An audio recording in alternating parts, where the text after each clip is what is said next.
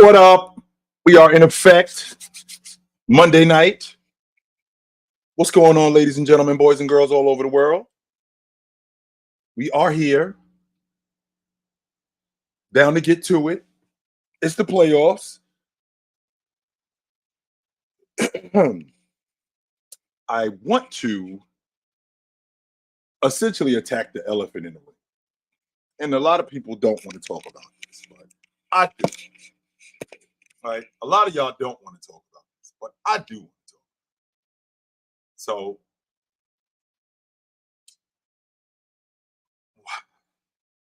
I want to start the conversation with why is it so important, right? I want to know why it's so important to make guys into something else when we see flashes of somebody. So, for example, Anthony Edwards, who I don't particularly agree with this logic, but what up, Eric? What up, D? There's people who subscribe to the ideology that Anthony Edwards is very much like Jordan. And I don't necessarily think that's true, but that's just me. But when we get an athletic forward, an athletic guard that comes in the game, immediately this guy is the next Jordan instead of him just being him. Now, I do know that we compare guys, right? We compare guys to other guys. I understand that. That is never something that I will argue, because I'm one who actually does that. I see Anthony Edwards when I first saw him, and I'm still standing on this logic. I thought he was Mitch. I think he's Mitch Richmond, except a better athlete. If you go back and you watch some old Mitch Richmond film, knock down the long ball, great one-on-one player, strong as an ox, could get to the basket on anybody, can score on anybody, tough as nails, is with all the drama, wants all the smoke. With all of that being said, right, I want you to take everything that you heard, everything that you just heard I said about Mitch Richmond. I want you to take everything that you heard I just said about him, and I want you to add about another 10 inches to his vertical, right? Hold on for a second. I got a situation outside. I'm sorry. Excuse me.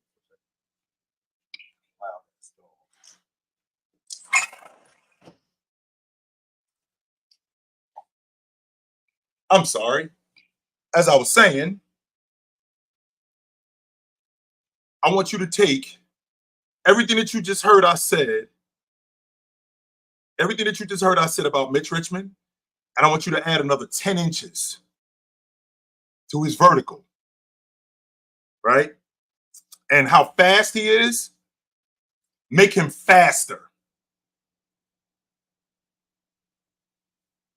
Sharpen up his ball handling just a little bit. That's Anthony Edwards right there. When I watch Mitch Richmond, when I watch Anthony Edwards, I'm like, that's Mitch Richmond right there, except a better athlete. And I know that we do that with these players where we'll compare them to other guys, because that's just that's customary that we do that. But the $1 million question is why does it always go to Jordan? It goes to Jordan because it's a testament. And if we're being honest, and a lot of you guys won't be honest about this, but there are a lot of you who have to be, it's a testament to how much we miss him. That's what it's really about. Because you don't really hear people talking about this dude is the next Magic, or the next Bird, or the next Jabbar, Olajuwon. It's always the next Jordan. Always. It was Bryant, it was Vince Carter, it was James, it was Tracy McGrady. It was all of these guys. And This was because what Jordan brought to the game.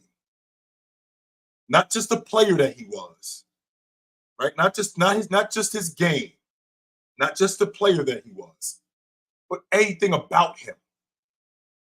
I can get with that. And it's just a testament to how much we miss him. Still, and by the way, this is April of 2024. Jay quit over 20 years ago. And we still doing this today. Still doing this today. We'll never be able to replace him. Never. Are there going to be better players? I already seen one. That's James. But to replace him, you'll never be able to do that. Now, is it important that you get different faces of the new faces of the league? Yeah. And I think this kid, Anthony Edwards, is one of them. I definitely think he's one of those faces. And I think there's nothing that Adam Silver, as far as the NBA goes, would be happier about if the Celtics and the Lakers were in the finals. He would love that because that'd be great for ratings. But if the Celtics and Minnesota was in the finals, why? Off the strength that these two kids are the future of the league. They're the future faces of the league. And that's what the NBA is built on. The NBA is built on charisma, style, class, and your game. That's what it was built on. Now, you got this guy in Anthony Edwards, charismatic, good-looking dude, damn good ball player, who's, by the way, what I don't want to leave out, I don't want to leave out the most important part about Anthony Edwards. Just so you know, guys, he's only 22 years old. That's it. He's a 22-year-old kid. Charismatic, good-looking, damn good ball player on a winning team. This all helps the case of him moving forward. Now, I got into a pretty huge debate earlier about how I think, and there's some people who don't subscribe to it, but I think he's going to outgrow Minnesota. I do. I think he's going to ultimately outgrow Minnesota like James outgrew Cleveland, like Shaq outgrew Orlando. I think he's going to outgrow Minnesota. And it's not because he wants to leave there. It's not because he wants to leave there. I mean, if I'm not mistaken, Minneapolis is a really, don't get me, it's cold up there, but it's a great city. It's a great town. Especially if you're a pro athlete. So if you play football, basketball, baseball, they even got a hockey team up there. If you play one of those four major sports, it's a great town to live in. It's a great place to be. But if you really want to get to the money, and you really want to get to what's in, you really want to get to what really is, it's probably not going to be in Minnesota. And it's probably not going to be in Minneapolis. So I think he's going to ultimately outgrow Minneapolis and he'll end up somewhere else. But in the meantime, how about that ass whooping they put on Phoenix? Swept them dudes right out the playoffs. Before this playoff started, I said that this would be the ultimate test for their defense because they're not going to see anything like this again in the playoffs. No, they're not going to see anything like this in terms of an arsenal. Excuse me, in terms of an arsenal, they're not going to see anything like that again. It's going to be the ultimate test for their team defense, for their one-on-one defense, the ultimate test. And they passed it with flying colors. They knocked this test down, aced it. Jaden McDaniels is becoming a household name defensively. I love how he did his best to stay in front of KD, getting around screens, communicating through screens, staying in front of KD one-on-one, getting on the glass, making it hard on KD. Same logic with Booker when he got switched on to him. Anthony Edwards taking on the assignment, which I was concerned with in the beginning of the series because he didn't cover Devin Booker that much early. So I was thinking to myself,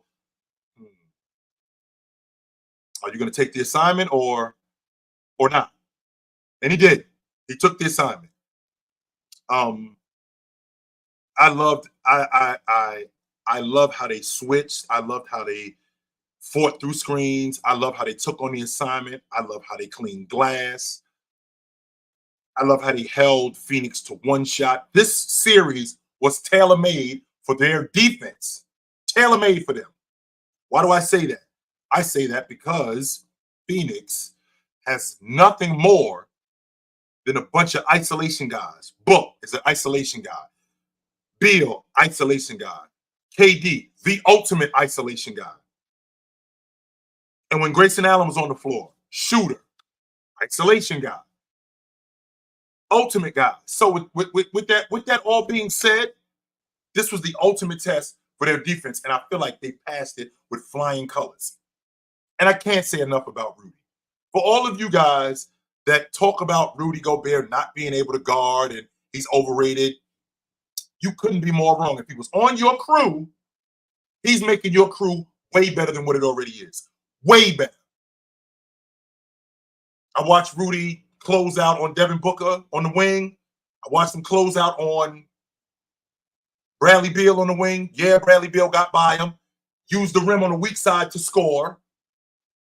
But I also watched Anthony Davis close out on Jamal Murray. Jamal Murray got by him. So it's pretty difficult. It's pretty difficult to stop guys. The idea is to make it hard on them. And that's what Minnesota did, man. They made it hard on these dudes. KD, when you get off the basketball, it's going to be hard for you to get it back. And if you do get it back, you're going to get it back late in the shot clock, or you're going to have to put up an even tougher shot. And that's going to thwart your offense because they don't really run a lot. They don't really run a lot of stuff on offense. It's down pick, KD pop, ball screen one-on-one. Fist five. That's what Frank Vogel calls it. Fist five.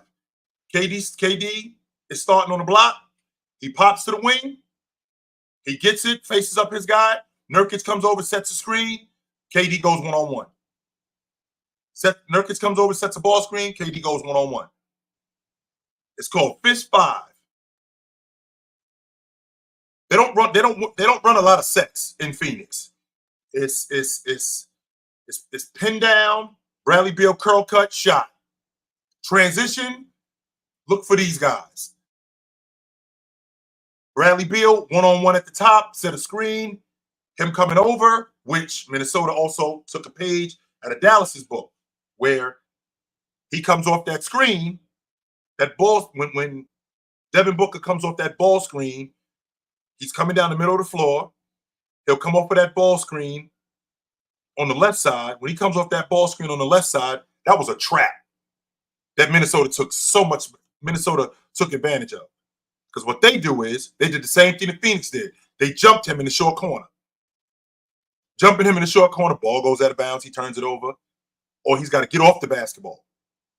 And I didn't understand for the life of me. This still bugs me out. Yeah, I'm still bugged out about this, and that is we get into the meat and potatoes of the game, right? We get into the meat and potatoes of the game. And when we get into the meat and potatoes of the game, you put, excuse me, you put Bradley Beal one-on-one with Anthony Edwards. Is that what I'm saying? I just want to make sure that I wasn't going crazy. You put Bradley Beal one-on-one with Anthony Edwards. And essentially what you telling Anthony Edwards is, you beat us. Which, on the one hand, I can dig it, sure. on the one hand, I can absolutely dig it. Why? We got a 22-year-old kid who, by the way, guys, this is third time in the playoffs. He's been in the playoffs before, right? This is the third time he's been in the playoffs. This ain't the first time he's been in the playoffs. This ain't the second time he's been in the playoffs. This is third time in the playoffs. And he's gotten better. Your game plan is put Bradley Beal in front of him. Yep, put Bradley Beal in front of him in the meat and potatoes of the game and tell Anthony Edwards, you beat us. Word? You trust Bradley Beal that much? Either you trust Bradley Beal that much or you don't think Anthony Edwards is that good. I think it's the former. I think it's the latter, not the former. I don't think you trust Bradley Beal more than you just don't think Anthony Edwards is that good. I just don't think you do. So, with that being said, you got it shown to you. You got it shown to you. So, because you had gotten it shown to you, there's the door. There's the door. So, they're moving on. Phoenix got a lot of stuff to. They got a lot of stuff to work out. They got their first round pick this year. Then they don't have another first round pick for 5 years. They got 1 second round pick in the next 5 years. Just one. When you mortgage the future like that, you're mortgaging the future because this has to work. I'm not saying we're going to try to make it work. This could possibly work. No. You're mortgaging the future to say this is going to work now. And it clearly didn't. In fact, not only did it not work, it was a ridiculous failure. Ridiculous.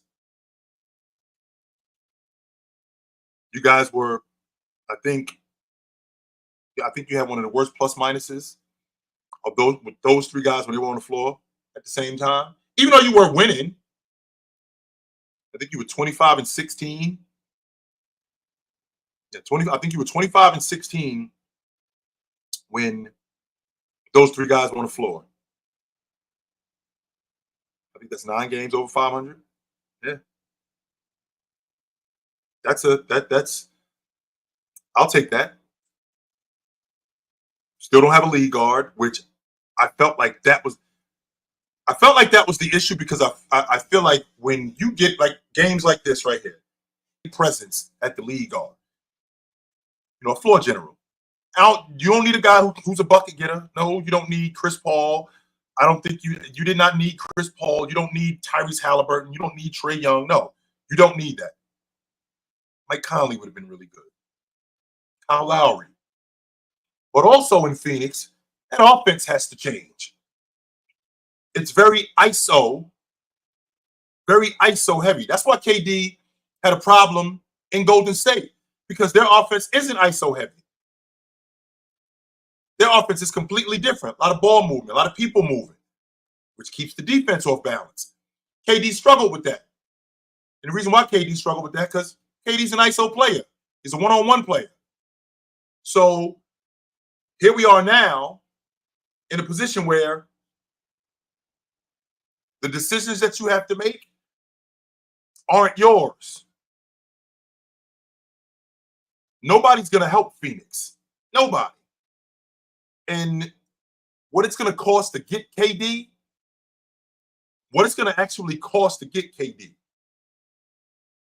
what it's going to cost for Bradley Beal, who, by the way, is on the books next season. He's on the books for 3 more years at 50, 53, 57 million. Man.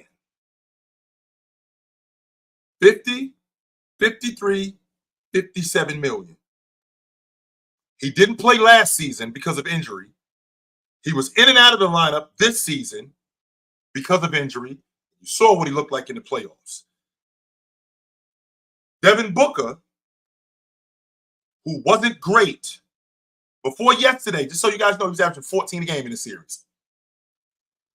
This is the best two guard. This is quote unquote the best two guard in the NBA. He's averaging 14 a game. This is what I'm talking about when I say if you are what you say you are, if you are what you say you are, prove it. And Minnesota proved it. This is the ultimate test for our defense. The ultimate test for our defense. And the best two guard in the NBA, quote unquote, I still think it's Devin Booker, but that's just me. The best two guard in the NBA, not just the best two guard in the NBA. Peace, go. The best two guard in the NBA, the best isolation player in the NBA in Kevin Durant, and one of the best guards in the league in Bradley Beal. And you guys shut the door on them. One of the better glass cleaners in the league in Nurkic, and they got the door shut on them. And there isn't much wiggle room for this Phoenix team. It's just not. It just isn't. Speaking of wiggle room, there's not much wiggle room left for Philly. And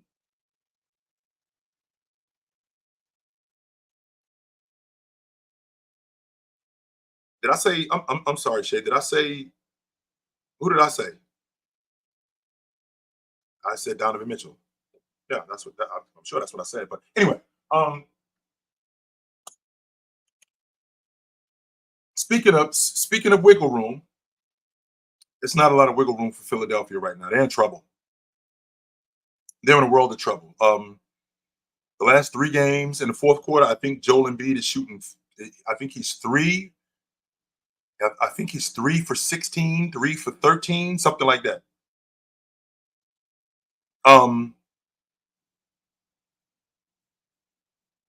They're in trouble.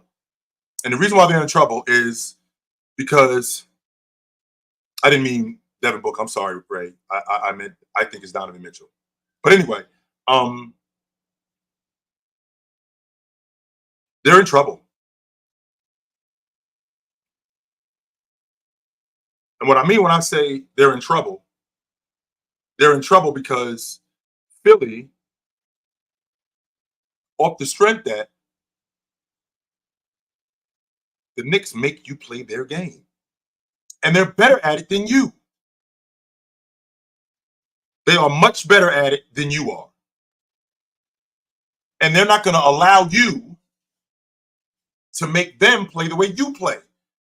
We're a band of dirty work, hustle, fight, defensive-minded team. A band of we're a band of defensive-minded, hustle, dirty work, fight guys. That's what we're a band of. That is our makeup. We're not going to get into this up and down thing with you guys because that's not who we are. No, that's not us. We're going to get on the glass. We're going to hold you to one shot. We're going to get in front of you. And our man, Jalen Brunson, he's our bucket getter. Josh Hart, I'm going to shoot. I'm going to shoot when necessary. OG Anunoby, I'm going to pick your pocket. I'm going to face you up. Not only am I going to face you up, but I'm going to pick your pocket. I'm going to face you up one-on-one. I'm going to do all the things necessary in order to be effective in this game. No doubt about that. To be effective. Straight to the point. What up, brother? How you doing? I'm going to do all of those things necessary to make myself effective. I think that the Knicks did a great job yesterday. What up, Cottage? I think the Knicks did a great job yesterday. A great job in jumping Joel Embiid. I thought they did a great job at that. And other teams should take heed to this. Phoenix, for example. Because they didn't, right? They didn't take heed to that. They left Bradley Beal on the wing one-on-one against Anthony Edwards. The hell you do that for? I don't get it. I don't. And it's crazy, Goat, that's going on. We did tell people about Anthony Edwards. Now he's Jordan. What the hell? That doesn't make a lot of sense to me. It really doesn't. It doesn't make a lot of sense to me at all. So They jumped Joel Embiid, and they made it clear the rest of you dudes are going to have to beat us. We can't jump Jalen Brunson because, number one, he's so good with the ball. He's really good at splitting double teams, really good at getting downhill. He's not going to blow you away with his athleticism, but he's so crafty. And he makes the right plays. He makes the right plays. So I think this series is over. Even if the Knicks win Game 5, I think Philly, I think they're over. Joel Embiid has basically become non-existent in the fourth quarter of these games, and I'm not buying the logic that he's hurt. I'm not trying to hear that, and the reason why I'm not trying to hear that is because you can't have it both ways. No, you cannot have it both ways. Not with me, you can't. You can't on the one hand tell me that he's hurt, and then when he's balling, leave out that he's hurt. No, those two things don't work. Nope. If he's hurt, he's hurt. If he's balling, because if he's for me, if you're on the floor, you're ready to go. Even though I don't think he should have been playing. I don't. I do not think he should have been playing, to be honest with you. And the fact that he was out there, obvious that he's not ready, because you see what happens in the fourth. He runs out of gas. I'm going to say it to you guys one more time. I think he's 3 for 13 or 14, 3 for 13 or 3 for 14 in the fourth quarter in 3 of the 4 games that they played. They can't go to him. One, because he gets doubled and he gets off the ball. And 2, he runs out of gas. So there's really not much. There's really not much else I can say about Philly, except if I look at the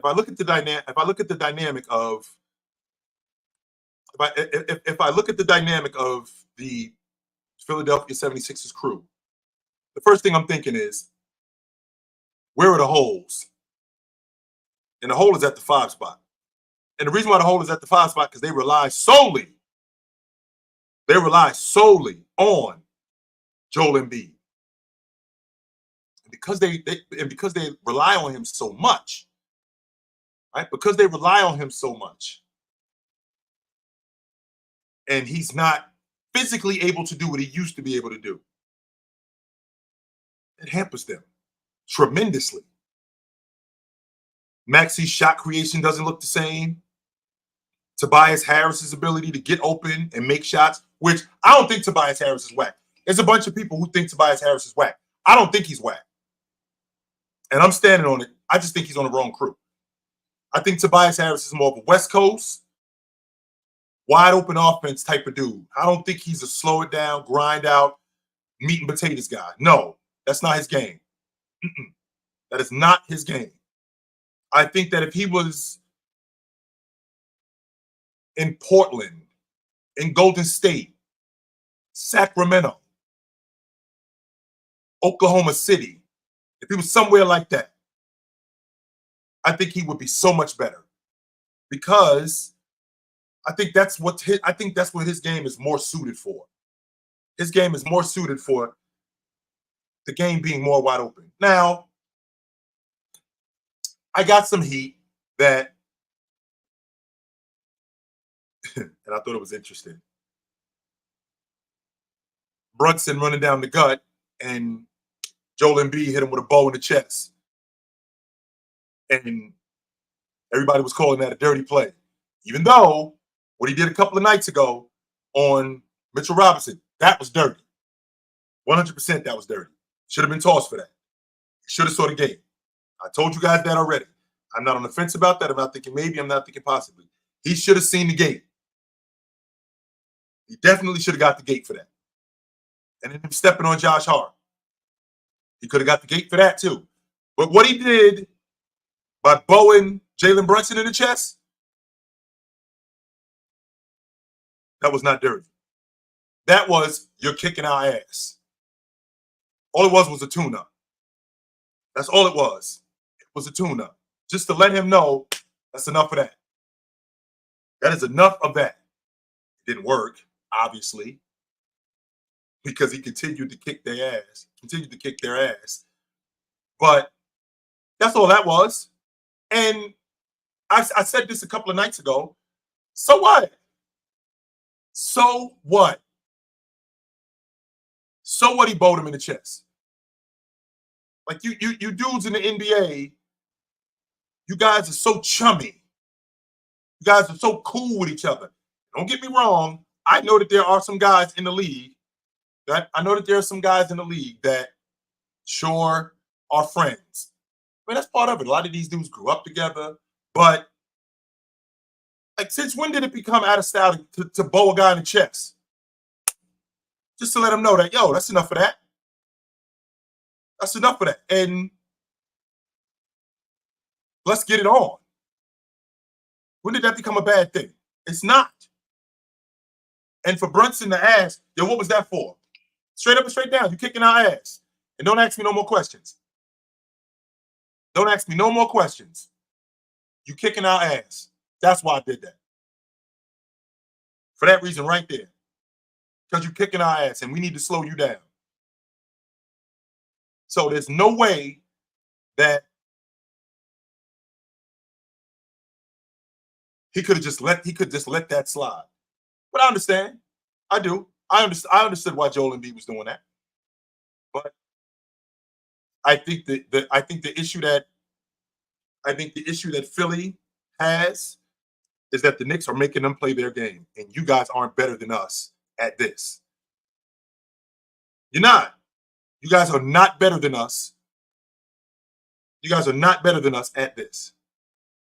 And that's all I have to say about the Knicks in Philly. I think the series is over.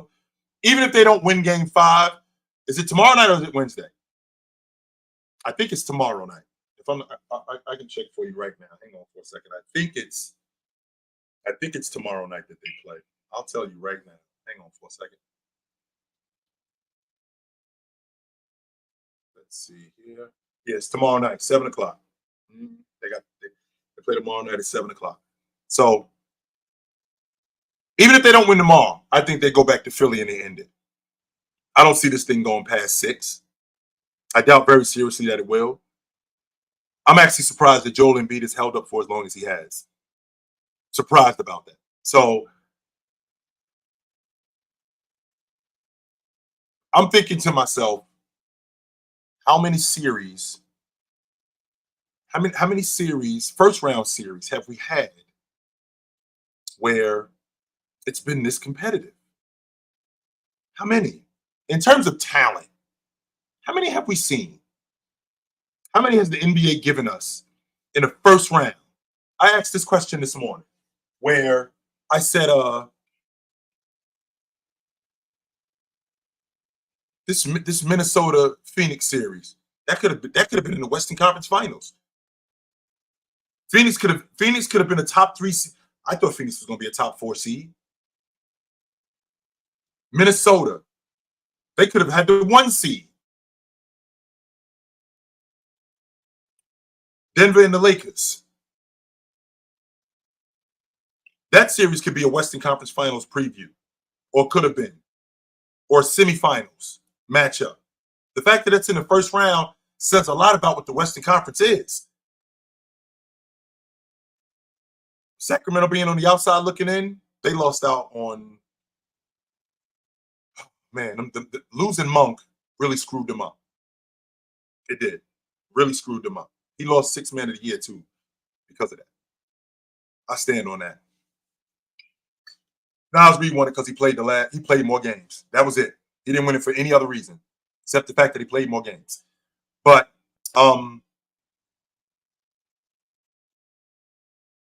we actually have a sweep in Phoenix where it's over for Minnesota. It's over. It's over for Phoenix. I think it ends tonight for the Lakers. Right? I think it ends tonight for the Lakers. Um, I don't think that the Lakers stick to the game plan enough. But I got a super chat real quick that I gotta tend to. This super chat says start bench cut Pierce, Melo, KD. I'm gonna start KD. I'm gonna bench Melo, and I'm cutting Paul Pierce. There you have it. There you have it. Um,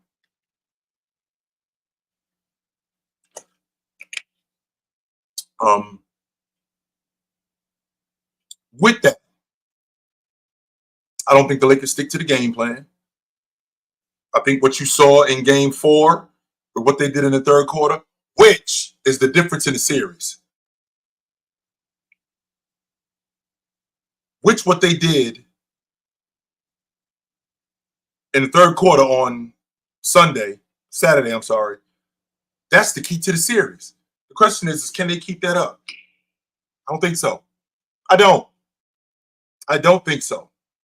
And D'Angelo Russell, terrible game in game 1, good in game 2, awful in game 3, solid in game 4.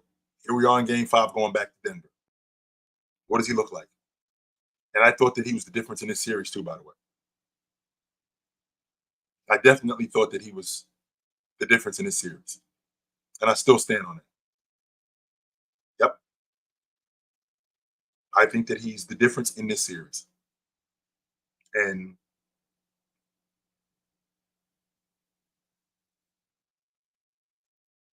I think this series ends tonight. Anthony Davis has been stellar in this series. What I saw last year is not the same guy that I saw this year. These two dudes are completely different. Anthony Davis is more aggressive. He's more offensive oriented, or he's more offensively focused. He's oriented more offense. They go after Joker. Now, we may have a situation where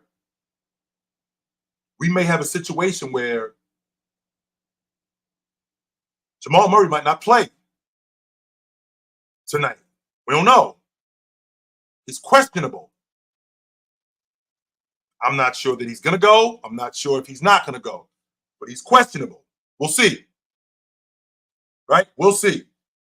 But these things could be really interesting if he doesn't play. Because if you look at the dynamic of the Denver Nuggets, even though he hasn't shot the ball great, he's actually been good in the fourth quarter. And that's been money time for the Denver Nuggets. And it's obvious that calf injury is hampering him. It hampers his explosion, his ability to stop and pop. So, I don't know. I think it can make for an interesting series. I think it can make for an interesting series. And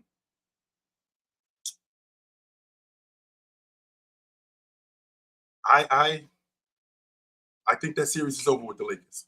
I do. I think they end it tonight. And I think we got something completely different with the Lakers next season.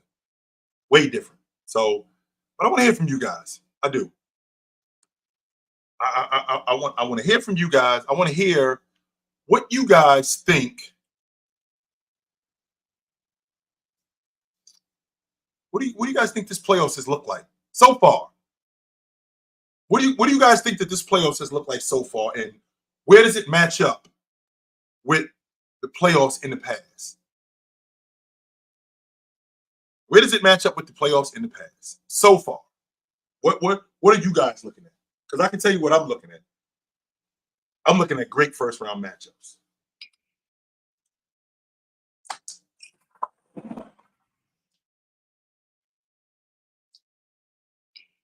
Great first round matchups. That's what I'm looking at. And I just think it's great for basketball. I do. And with guys like KD now out of the playoffs, Curry's now out of the playoffs. I mean, what does this mean moving forward? Are we ushering in the young guys?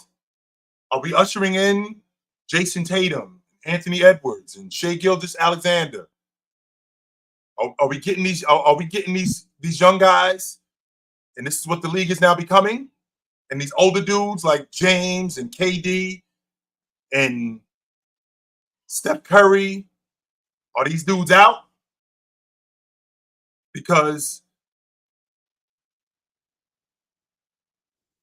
I think I personally, when I look at it, I see the changing of the guard. And I do think that, yes, Anthony Edwards, Jason Tatum, Devin Booker, Donovan Mitchell, these guys are the future of what the NBA looks like. Yes. 100% they are.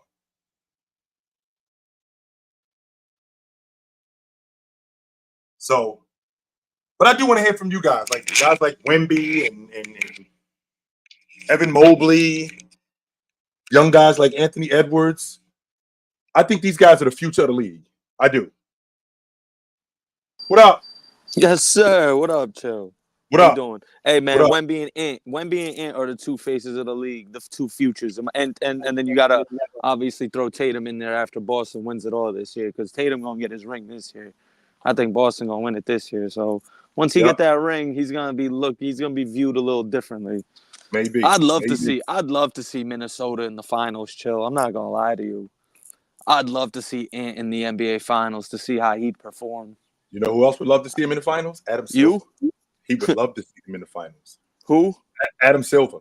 Yeah. You know who else he would love to see in the finals? Adam Silver would love to see Anthony Edwards against Jason Tatum. Oh, he would love that. Oh, he's all for that. Hey, that's and I'm gonna call it right now. I'm gonna call it right now, Chill. Winner of the Minnesota-Denver series is going to the finals. I think that's pretty. I think that's pretty set in stone. I don't think OKC could beat Minnesota, even if Minnesota got by Denver. Right. Dallas stands a better chance than the Clippers, in my opinion, because just the Luka and Kyrie. I mean, Kyrie had a hell of a game yesterday, man. Yep. Oof, man, was he balling? Yes, he was. Man, he was balling. Yes, he was. And finally,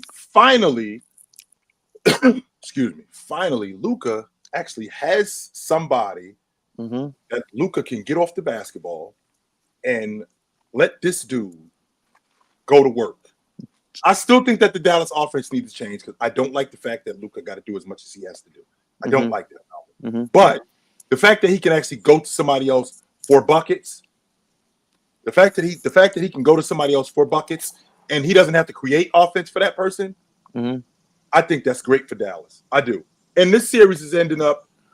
I thought it would be over in 5. But it looks like it's going to be 6 games instead of 5. Hey, how about the Magic, Chill? We thought we gave them 1 game max. I remember last time I spoke to you, we were like, we probably only see 1 game max. And they came back and got both at home, which is pretty shocking to me. Well, is it really if you look at the way the series has gone? So yeah, home team's just been dominating. Right. Just dominating. Cleveland is doing work at home. Orlando can't make a shot on the road. I think they shot 23% on the long ball in game 1 and 26% or less than 40% from the floor. And then in game 2, it was something like 22% on the long ball and like less than 40% again. They get home, they shoot 46% on the long ball and over 50% from the floor. Ridiculous. And Cleveland can't make a shot. Ridiculous. So now I'm thinking to myself, okay, so now we're going back to Cleveland, which, by the way, it's a lot less. It's a lot different winning game 1 and game 2 on your home floor as opposed to game 5. Yep. Especially after you just look. Yeah, absolutely, Chill. You're right about that. Because you figure whoever loses this game is facing an elimination game. Yep. Possibly on the road. So, like, if Cleveland were to lose tonight, is it tonight? No, or tomorrow night. I'm sorry. And if they lose, I thought they played tonight. They play at 8:30 on NBA TV. If I'm not mistaken. I'll find out right now. I will find out right Hey, now. and Paolo's another one who I think could be a future possible face of the league. Kid's a stud.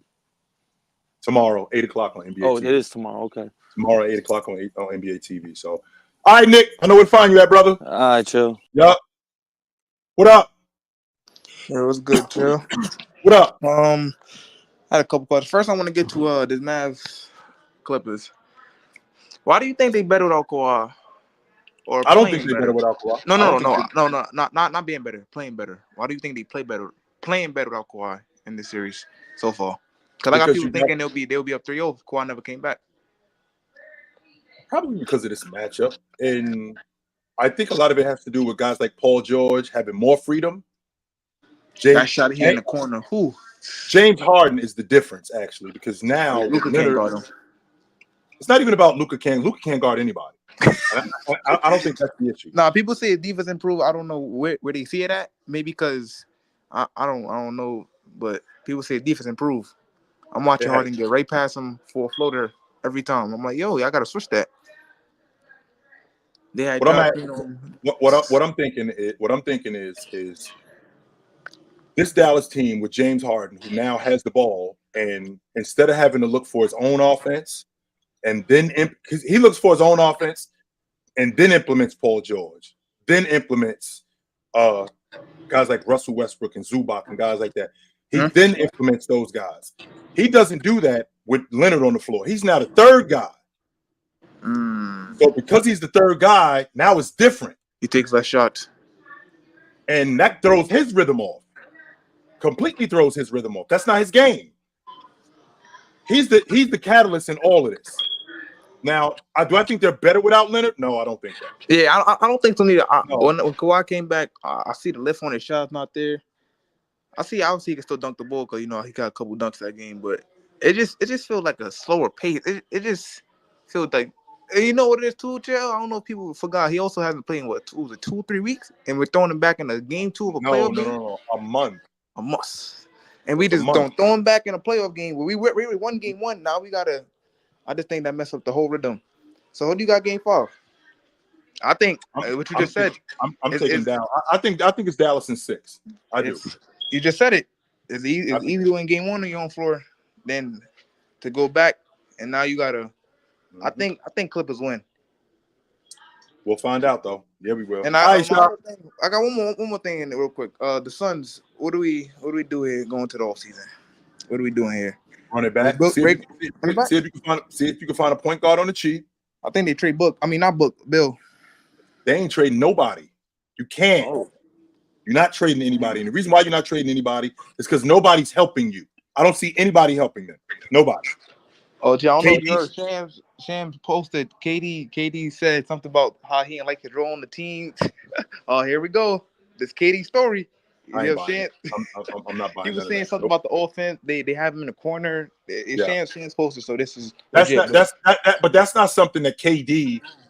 That's not something that is going to change with KD getting traded. He had that same problem when he was in Golden State. He didn't like the way the offense was. He initially liked it, and then they weren't running enough. They weren't running enough ISOs for him. So that's not the problem. They can fix that by getting a different coach. So what point guard you think they should? What point guard you like him with? Say a point guard for the champs. I think like Mike Conley will be good for them, but they're not gonna get him. Kyle Lowry. Kyle Lowry. Somebody like Philly. Kyle Lowry. I think Philly hand him right over. No, they don't. I think he goes back to Philly, and the reason why he goes back to Philly is off the strength that he's gonna keep grooming Maxey. So I think he plays 2 more years, and I think he wraps it up after that. 2 more years. I think they need a better center than Nurkic. I like him with like Andre Drummond because they got killed on the glass. I think the Bulls hand him right over too. And if I'm done, he a free agent. Bulls. That's the difference. He a free agent. I'm going after Andre Drummond because I don't know if you've seen they got killed on the glass. You don't have to worry about. Chicago don't have to worry, but not Chicago. Phoenix doesn't have to worry about him being. They don't have to worry about him being available or trading for him. They got a problem. The problem is that Phoenix ain't got no money. Yeah, I think they're paying Bill, Book, and KD like 100. It's a big portion. And don't forget, they just re-signed Grayson Allen. Yeah, I So think they're trapped. they ain't got no money. They don't have no money in Phoenix. Good luck. Good luck with that. So, all right, brother. Good to talk to you. What up? What's up, Chill? What up? I got a question about Coach of the Year. Yep. So Mark Dagnall won. I did see that. Yeah. Yeah, I got an issue with that. I think Chris Finch is the Coach of the Year, to be I don't honest have with a. you. If he would have won it, I would have had no problem with that because I think he did Yeah, a damn good job. I'm sick of the double talk when it comes to coaches, where if the team with the best record, the coach wins it, well, you had a bomb squad or some nonsense like that. Meanwhile, nobody talking about Minnesota being a bomb squad earlier this year. no, well, I think the Nobody. narrative is completely opposite because, like, last season, when the Rudy Gobert trade happened, it was deemed like the worst trade of all time, one of the worst trades of all time. They Can you weren't believe going that? nowhere. Can They you were gonna believe that? make Anthony Edwards worse. His development Yep. was gonna go down, and it's just kind of weird that it shifted, and now everybody's just crazy. They made the two big man lineup work, Oh, and I that was knew this was gonna work. completely I knew opposite. this. No, you didn't. You did Yeah. not know this was gonna work. You were like, yo, I can't believe that Minnesota gave up 4-1s for Rudy. That was you. You were that guy. Not you in particular, but that was Yeah. you guys. You guys were the ones who were like, this trade is trash. I can't believe they traded 4 first-round picks. Meanwhile, they were a game out the number 1 seed this year. And now all of a Good sudden, game. like, it's just I don't know. I don't like that. I think he should have been in consideration. I think people should have, we should have got more I think votes at least. I thought he did a great job up in Minnesota. Oh, absolutely. I thought the action that he ran, I thought the defensive schemes that they came up with, the fact that Rudy got better, expanded their defensive schemes, made them even bigger and playing zone. They adjusted to man, being able to not just switch but fight over screens. That's adjusting. And I think he did a great coaching job up there. If he would have won Coach of the Year, I would not have had a problem with that. I think he did Not a at good all. job at maxing out Rudy's like potential as defender too, and Yes, he did. I think people like underrate that. I think it's just the whole, I mean, wish he's gonna win. you'd have been considered a little bit more. He's going to win the Defensive Player of the Year. I mean, how much more can you maximize him? I Absolutely. mean, I thought he did a great job in that. So absolutely, if Finch would have won Coach of the Year, I would have had no problem with that whatsoever. So, all right, brother, good to talk to you. Yes. Yes, Jay, I am on playback tonight. I'm doing the Lakers. Denver game tonight. Should be good. Yeah, it should be real good. I'm looking forward to it.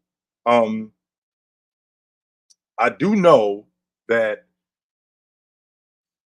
in Tri-State basically echoed my sentiments. I said this a couple of days ago. I think the Western Conference Championship is because I think Denver's going to beat the Lakers. I think the Western Conference Championship is Minnesota and Denver. I think the winner of that represents the West in the NBA Finals. I'm confident that that winner wins the Western Conference Championship. And I have no I have no bones about that. So yes, he did say that about me. Yes, sir, he did. Yes, he did. Said I was a clown. And this is the same Celtic team, by the way, who in game 1 had the Heat 34 in the hole. In game 2, they had them 29 in the hole. It's obvious that they're overmatched. I'm not saying that this Miami Heat team is a bad team. No, because I don't think that they're a bad team. I just think they're overmatched. That's all. And to ask them to do what they did last year,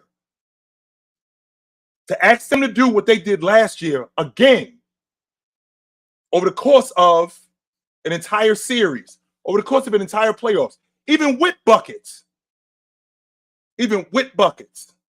I think that's way too much to ask. Way too much to ask because this team is flawed offensively, ridiculously flawed offensively. I think Spo runs some great action. I think he has some great schemes. He just doesn't have the personnel to execute it consistently. He doesn't. I think that Jaime Jaquez at some point, I think he's got the potential to be an all-pro. I do. I love Jaime Jaquez. I love everything about his game. And I think that at some point, he's got the potential. I think he's got the potential to be an all-pro. But As of right now, they don't have the personnel to compete at that level. They don't. And if you put buckets out there, essentially what you're telling me is we're going to beat you off the strip that we tougher. No. I don't think so. No. Not anymore. You can't sell me that logic anymore because these ain't kids anymore. You can't sell me that logic because these guys in Miami, they're not kids anymore. This isn't 2020 where Jason Tatum is in year 3. They're not. These guys are not kids anymore. They're adults now, and they're way more prepared for. I think they're way more prepared for the fight than they were 2 years ago. Way more. So I'm not surprised. I'm not surprised at this one bit. I thought to myself, I thought it would actually be good. I thought it would be actually good if this series was more of a dogfight because I feel like you'd be able to exercise those demons. The team that I think about is the Lakers. And the reason why I think about the Lakers, I ain't talking about the Lakers of this year and last year. I'm talking about the Lakers in 2000 when they beat the Blazers in the West Finals. When they beat the Blazers in the West Finals in 2000. Don't forget, in 99, 98, they were swept out of the Western Conference Championship. Swept. In 99, it was swept out of the semifinals. Here we are in 2000. They get into a dogfight with the Trailblazers. I think that made them tougher. And I thought that it would be something that enhanced them. Now, I'm looking at this Miami-Boston Celtics series. Do I have a problem with the Celtics wiping the floor with these dudes? No, because they should. Clearly they should. These guys are overmatched. We got better rotation players than you. We got a better starting 5 than you. We got the best player in the series. All of this stuff that's necessary to win. All of this stuff necessary to win. We have that. You don't. And we play a better brand of basketball than you do. We just do. So because of that, we're going to beat you. We're going to beat you. So that's not to. I don't think that's to downgrade Miami. You guys just don't have the talent at this particular time in order to compete with the Celtics. The Celtics are clearly better. Clearly better. And that's okay. That is okay. But I'm gonna be on playback tonight. I'm doing the Lakers. I'm doing the Denver Laker game tonight, and it should be a good one. It really should. I expected, in all honesty, Denver to smoke the Lakers in Game 4. I did.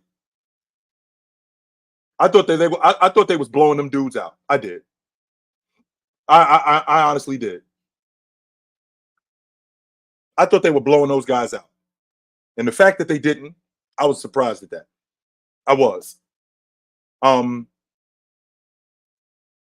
I think that series ends tonight. I do. I think that series ends tonight. I think they send the Lakers packing, and I think we move on to the next series. And I think that we really get to not really, because I think we get to the next test, which is the next test for Minnesota's defense. Because what I'm not doing, guys, is I am not on the fence when I say, if you are what they say you are, if you are what you say you are, prove it to me. And as of right now, Minnesota has proven that. They have proven that. So moving forward, keep doing it. So I will see you guys soon. It's about that time for me. Absolutely. It was good to see you guys tonight. I will get with you guys soon. I will be on playback tonight doing the Lakers Nuggets game. I'll see you guys soon. It's really that simple. But until then, put on a suit. Don't drink and drive. Drink water. Hey, man, call your mother. When last time you talked to your mother? Call your mother. I'll see you guys soon. But until then, take it light. But take it. Nah, it's on Playback TV, brother.